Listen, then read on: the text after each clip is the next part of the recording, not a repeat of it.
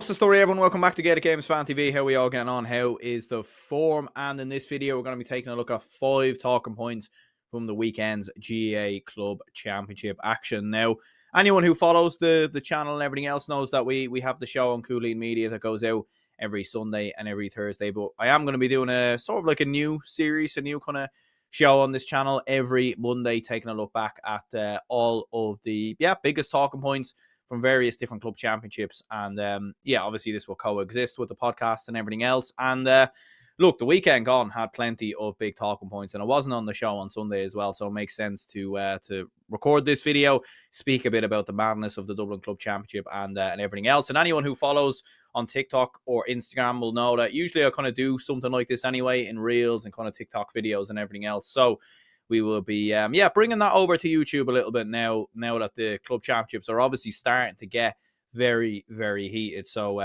for anyone who's new to the channel, if you could hit the like button and subscribe. And without further ado, let's get straight into it. All right, so we'll start off with Éire Óg, who won their first Clare Senior Hurling Championship since 1990. They beat Clooney Quinn 17 points to 12 points. What a win for Éire Óg, Ennis. An incredible win, incredible story. First county title in 35 years, on for the double potentially as well, which would be incredible. They haven't won a double, I think, in 96 years is what I read, so that's incredible stuff for Éire Óg, Ennis. And look, the Clare Championship in general this year has been a little bit mad, isn't it? But I do like it because I think we've a lot of championships, and it does kind of seem that way a little bit in Munster sometimes with Ballygunner and the Piershig. You kind of have the same team. Stars obviously won Cork last year. They're back in the final. You kind of do have a lot of the same teams every year, kind of coming through a lot of these different championships. Whereas Clare does seem wide open, and it seems to be a different winner every year at the moment. Seems like a very competitive club championship, which is absolutely brilliant to see. And look, Éire Óg Ennis have got some outstanding players, from the likes of Shane O'Donnell, who we know he scored 2 points on the day. David Reedy was very impressive as well, scoring 4 points. And watching this game as well, both sides were very cautious, very nervous. It wasn't the greatest game of hurling. Look, conditions were very difficult as well. It was very, very hard for both teams to kind of build up a flow. It felt like, to me, like Éire Óg Ennis always controlled the game. They always had a bit of nous in the game to sort of keep Clooney Quinn back. And look, Peter Duggan was outstanding for Clooney Quinn. He scored some brilliant points, 9 points in total. Phenomenal hurler. And there was some moments in the game where it looked like Clooney Quinn were going to pull it back, but in the end, Éire Óg Ennis just had a little bit more. I thought Mark O'Cleary was very good as well. He scored 4 points on the day. So, look, tremendous for Éire Óg Ennis. Be interesting to see how far they can go in Munster. I think one thing we have saw with Clare sides in recent years is they haven't been able to go too far in Munster. And I think there is reasons for it. Look, I think firstly, the players that we have, some of the teams that have come through Munster, from Ballygunner to Sarsfields, to some of the other teams that are in there as well. I think there's some dominant teams there, some very hard teams to beat in a Piershig, Lockmore, Castellini, and a few others. And look, when you win your first county title in 20, 30 years, as Éire Óg Ennis have done, there's always going to be a huge amount of celebration. There's going to be a Monday club. Lads are going to be on the beer. It's going to be hard to kind of get yourself back up to go again in Munster, which is why a lot of the time we do see these teams sort of crash out when it does go into the Munster Club Championship, because ultimately, look, they've achieved their aim. They've achieved what they set out to do, and probably more than what they set out to do in many ways at the start of the year, given the fact that they hadn't won this in 35 years. So, yeah, incredible stuff there for Éire Óg Ennis. Can they go and do the double as well? That's going to be interesting to see. Second talking point of the video looks at the madness of the Dublin Club Football Championship, and oh my word, these two games were incredible. I'm not going to lie, on Sunday I was massively hungover. I was out Saturday, so I was a little bit worse for wear. Hence I didn't go on the show Sunday, because you know what, I just wasn't going to make sense, to be honest with you. I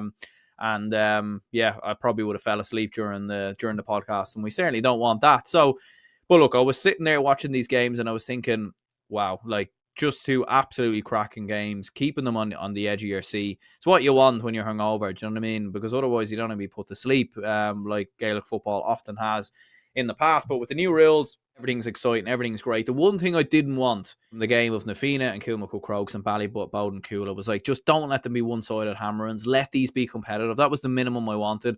After that, look, I've no dog in the race necessarily. I know I've got the Bowden shirt in the background there.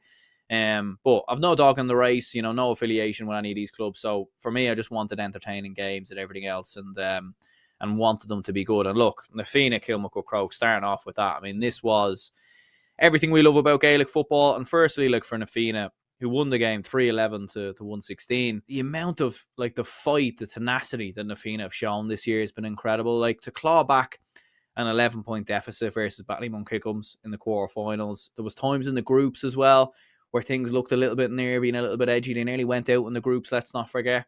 And to go through Kilmacud Crokes in the way that they have as well. Again, there was times in this game where it looked a little bit worrying, it looked a little bit nervy. Where they have some phenomenal players. And I know there's the obvious ones of Keelan Sexton, who's a phenomenal footballer, and obviously Clare footballer and everything else, and playing with Na Fianna. And you have Johnny Cooper, who was outstanding, by the way, as well, defensively. Owen Murch and Conor McHugh. But Brian O'Leary, I thought, was absolutely brilliant, who scored 3 points. David Quinn was very good as well. 2 goals in the game, one of which a penalty. Darren McCarthy was very good in this match as well. And Na Fianna, they look very balanced. They've got a brilliant, well-rounded team. Midfield is very solid as well. And look, for years, like, I remember being at a few of them finals where Na Fianna were against Crokes, and you were thinking, Na Fianna have almost a full package there. Like, they have some brilliant county stars, which is what a lot of the top club teams need. But you need some other kind of club players chipping away. Like, as much as Crokes have your, Shane Walsh and Paul Mannion, they obviously didn't have Paul Mannion on Sunday. But, you have the likes of Darren Mullen and Hugh Kenny and these lads who are just able to contribute and make a difference. And you need those lads as well to always kind of make an impact in these games. And to be fair to Na Fianna, they have that. They have that in abundance in the likes of David Quinn, Darren McCarthy, and a few others that we mentioned. Brian O'Leary's obviously been involved with Dublin clubs in the past as well, or been involved with the Dublin County team as well. So he was very, very impressive and incredible in the end for Na Fianna to kind of pull away with it. Obviously, the late point as well from James Doran was absolutely huge. He scored a winning point in this game and against Ballymun as well. So incredible stuff there. The Ballybowden St Enda's Coola game as well, like extraordinary stuff. 321 to 222 have finished. Fair play again to Ballybowden St Enda's for coming through this. I mean, mental. Like, Coola led this game from the first minute up until the 62nd minute. Like, they led this game for for literally the entire game. Do you know what I mean? Like, this is like, leading a race for like 10 kilometers and then literally at the final hurdle, you slip up. Absolutely extraordinary stuff there. Dara Sweeney was outstanding. He scored 2-8 for Ballybowden St Enda's. Phenomenal performance from him. Ross McGarry was very good. Cam O'Dwyer, I thought, was very impressive. Colin Basquel finished with 1-2. Con O'Callaghan scored 1-7, but despite being on the losing side of the pitch. So, look, obviously Austin O'Malley leaving Coola and everything else. And look, after what they achieved last year, it was always going to be very tough for them. Look, I'll be honest, I backed them to win Dublin. I actually backed them to go and win the All-Ireland again. I thought they would still have enough there. A few young players coming through. I thought they'd have a bit more energy and drive to get over the line. But now it's wide open between Na Fianna and Ballybowden.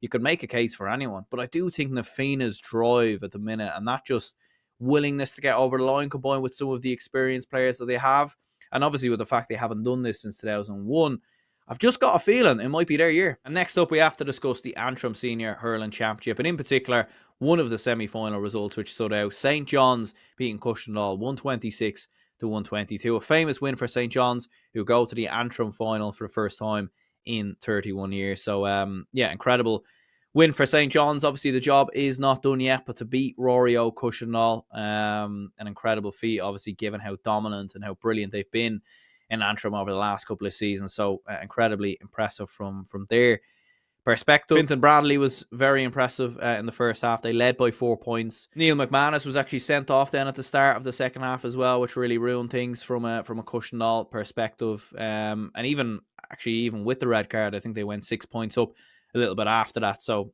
they were still able to kind of keep a bit of their dominance. But fair play to St John's, who rallied back. Aaron Bradley cracked home a goal, massive goal, obviously, from their perspective. Cormac Neeson actually got one back a couple of minutes later. But massive win for St John's. They forced the game to extra time as well with a late point from Connor Johnston. But in the end, they did enough in extra time. Couple of brilliant points from frees. In particular, Shay Shannon looked very impressive there. And their first final since 1994, in which they'll play Lochiel Shamrock. So, who themselves came through quite a test in playing Dunloy. So that's going to be very, very interesting to see how the final goes. And yeah, big congratulations to St John's there. There certainly were some interesting results in the Kerry Club Championship, and I think the one result that stood out was Dr. Crokes losing to Mid Kerry 3-8 to 15 points.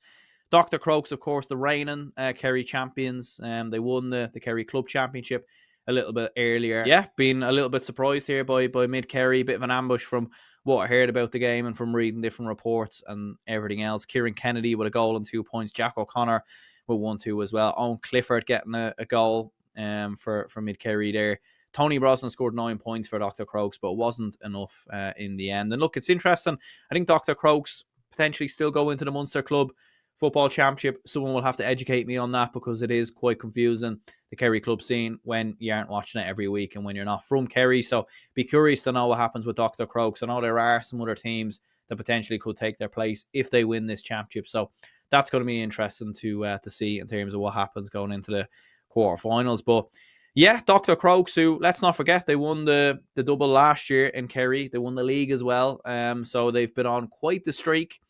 And obviously some people touting them maybe to go all the way in terms of an All-Ireland push or something of that nature as well. So a mad weekend, obviously, with Coola losing and Dr. Crokes as well. Like two teams who went very far in the championship, obviously, last year.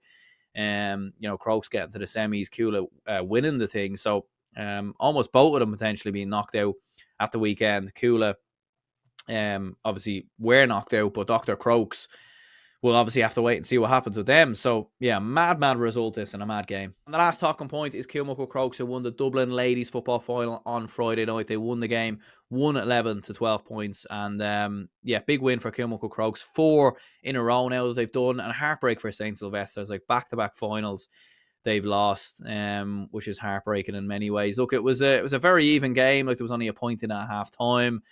Michelle Davern was very impressive, obviously, for Kilmuckle Crokes back in that goal. And you were thinking, like, when they go down to 14, you're thinking, right, Sylvester's have a chance here to kind of push on and draw the game back and maybe get something out of it. But Crokes, just to be fair to them, like, they used, I don't like the term always using experience and everything else, but I felt like they did do that because they sat in, they invited Sylvester's onto them. They turned the ball over. They were so ferocious in terms of turnovers and just kept picking them off on the counter-attack. And Sylvester's just couldn't really have an answer to it and couldn't find an answer. But to be fair, towards the end of the game, they made a real challenge. And Kate Sullivan, very, very impressive. 9 points in total from her. They were just looking for that chance, weren't they? They were just looking for that opportunity to kind of will themselves in. They obviously got that goal chance at the end. They flashed right over the bar. But this was very, very close. And fair play in the end for Crokes for holding on, for getting over the line. 4 in a row for Kilmuckle Crokes, an extraordinary achievement there. And obviously disappointment with their men's team, with plenty of joy and jubilation in terms of their ladies' team. And look, as I said, you have to shout out Michelle Davern, 1-3, Ava Rutledge, 4 points, Niamh Cotter, Ava Davern and Kate Murray all on the score sheet there as well. So very impressive win for Kilmuckle Crokes. And yeah, congratulations to them. But yeah, there are 5 talking points from the weekend's Club Championship action, of course. Do check out the podcast yesterday with the lads. Both Seamus and Liam White were on there discussing the games obviously in more detail and going through everything else that we didn't discuss in this video. And we are going to be doing 5 games to watch as well. So that'll be another kind of video we'll be dropping out a little bit later in the week. And of course, we'll be back on Thursday and I will be there for that podcast as well. So do tune into that. Hit the like button and subscribe if you haven't already. We'll speak to you all soon.